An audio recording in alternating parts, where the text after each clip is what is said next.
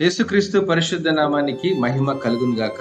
అనుదిన వాహినిలో మతపరమైన ఆచారాలు పశ్చాత్తాపాన్ని భర్తీ చేయలేవనేటువంటి పాఠ్యభాగాన్ని అధ్యయనం చేద్దాం.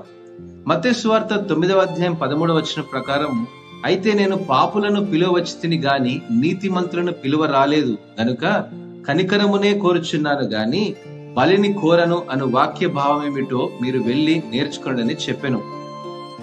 దేవుని అనుగ్రహాన్ని పొందే మార్గంగా నియమాలను అనుసరించడం మరియు బలులు అర్పించడం వంటి మతపరమైన విధులను నిర్వర్తించడంపై గొప్ప ప్రాధాన్యతనిచ్చిన పరిసయ్యుల మతపరమైన మనస్తత్వాన్ని యేసుక్రీస్తు సవాలు చేశాడు.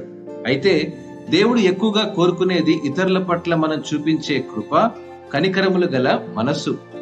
ప్రత్యేకంగా ఎవరికైతే అట్టి దయ మరియు క్షమాపణ అవసరమో వారి ఎడల అట్టి హృదయాన్ని కలిగి ఉండమని యేసుక్రీస్తు నొక్కి చెప్పాడు.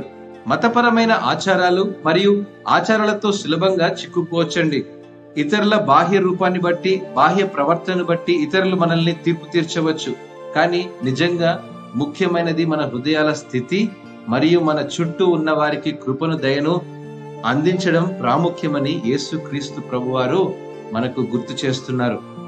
ఇంకా యేసు తాను నీతిమంతులని పిలవడానికి రాలేదు, కానీ పాపులెడ తన కనికరాన్ని చూపించడానికి పిలుస్తానని ప్రకటించాడు.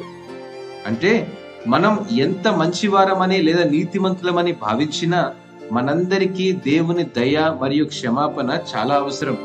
ఈ రోజు అట్టి దయను పొందుకోవడం ప్రాముఖ్యమని గుర్తించగలిగితే మనం దాన్ని ఇతరులకు విస్తరించగలుగుతాము. అట్టి కృప ప్రభు మనందరికీ దయచేయును గాక. ఆమేన్.